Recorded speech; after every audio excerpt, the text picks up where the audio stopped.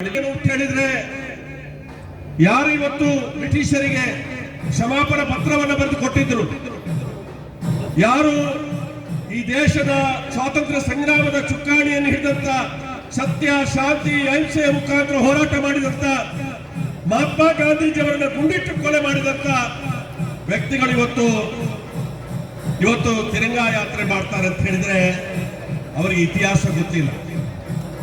ಇತಿಹಾಸವನ್ನು ತಿರುಚುವಂತ ಪ್ರಯತ್ನವನ್ನು ಮಾಡ್ತಾರೆ. ಈ ದೇಶದ ಇತಿಹಾಸವನ್ನು ಯಾರು ಕೂಡ ತಿರುಚಲಿಕ್ಕೆ ಸಾಧ್ಯ ಇಲ್ಲ. ಈ ದೇಶದ ಜನರ ಪ್ರತಿಯೊಂದು 137 ಕೋಟಿ ಜನರ ಹೃದಯದಲ್ಲಿ ಕೂಡ ಅವರ DNA ಏನಿದೆ ಅದು ಈ ದೇಶದ ಇತಿಹಾಸ ಇರ್ತದೆ. ಮೊನ್ನೆ ಸ್ವಾತಂತ್ರ್ಯ ಸಂಗ್ರಾಮದ 75ನೇ ಅಮೃತ ಮಹೋತ್ಸವನ್ನ ಮನೆ ಮನೆಯಲ್ಲಿ ನಮ್ಮ ರಾಷ್ಟ್ರಧ್ವಜವನ್ನು ಏರಿಸುವಂತ, ರಾಷ್ಟ್ರಧ್ವಜಕ್ಕೆ ಗೌರವವನ್ನು ಕೊಡುವಂತ ಕೆಲಸ ಕಾರ್ಯವನ್ನು ಮಾಡಿತ್ತು. ನಿಮಿಷ ಇವತ್ತು ತಾವು ಪಾದಯಾತ್ರೆಯನ್ನು ಕೈಗೊಳ್ತಾ ಇದ್ರಿ. ಇವಾಗಲೇ ಶಂಕುದರ್ ಶೆಟ್ಟಿ ಅವರು ಮನವಿಯನ್ನ ಮಾಡಿದ್ದಾರೆ. ಇದು ಯಾವುದೇ ಪ್ರತಿಭಟನಾ ಕಾರ್ಯಕ್ರಮ ಅಲ್ಲ, ಘೋಷಣೆ ಕೂಗುವಂತ ಕಾರ್ಯಕ್ರಮ ಅಲ್ಲ.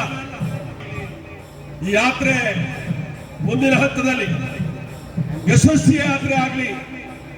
ಇನ್ನೂ ಕೆಲವು ಕಡೆ ಸ್ವಾತಂತ್ರ್ಯನೇ ಸಿಕ್ಕಿಲ್ಲ.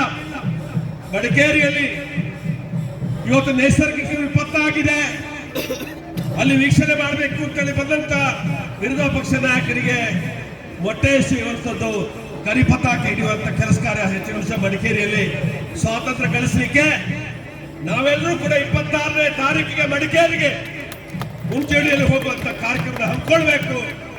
ಅಲ್ಲಿಯ ಜನರಿಗೆ ಕೂಡ ಸ್ವಾತಂತ್ರ್ಯ ಸಿಗುವಂತ ಅವಕಾಶಗಳಾಗಬೇಕು. ಇವತ್ತು ಆ ದೃಷ್ಟಿಯಲ್ಲಿ ತಾವೆಲ್ಲರೂ ಕೂಡ ಭಾಗಿಯಾಗಬೇಕು ಅಂತ ಕೈ ಮುಗಿದು ಪ್ರಾರ್ಥನೆ ಮಾಡಿ